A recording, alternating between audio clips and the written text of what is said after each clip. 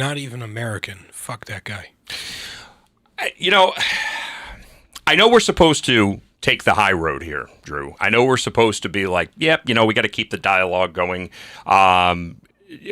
We have to rise above this.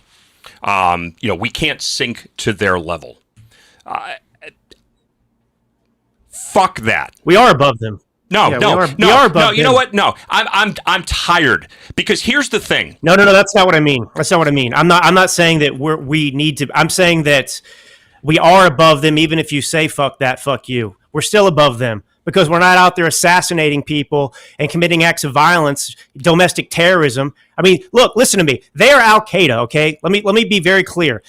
This 25 years ago, we had 2001, right? September 11th, and I was a 14-year-old, and that shook my world because we realized we were no longer safe in the United States of America again, and we had to deal with some terrorist threat that I didn't even know existed. What is this Islam, radical jihad stuff? And that shaped the next 2 decades of my life. 25 years later, we have another episode of terrorism, but it's not Al Qaeda, it's not radical Islam, it's radical Democrats, the radical left. That is terrorism in this country, and people should take note that there is little difference. They did it in the name of religion.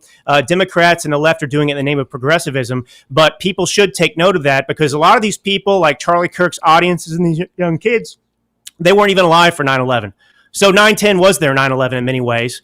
But the difference here, of course, is we had Steve Scalise, who was shot in 2017, right, at the congressional baseball field by a Bernie Sanders supporter. We had Rand Paul's ribs broken by his neighbor. That was an act of violence carried out because he was a Republican. We had 2 assassination attempts against Donald Trump. I mean, I could go on and on and on. And finally, the culmination is Charlie Kirk. So if we don't wake up now, I don't know when we're going to wake up.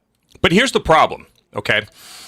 When you don't disincentivize behavior, when you send a message either overtly or tacitly that you approve of something, you can expect it. And you can expect it in greater numbers. What do we do? Oh, we can't respond because we're above that.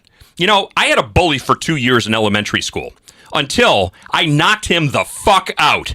And you know what never happened? Nobody screwed with me ever again.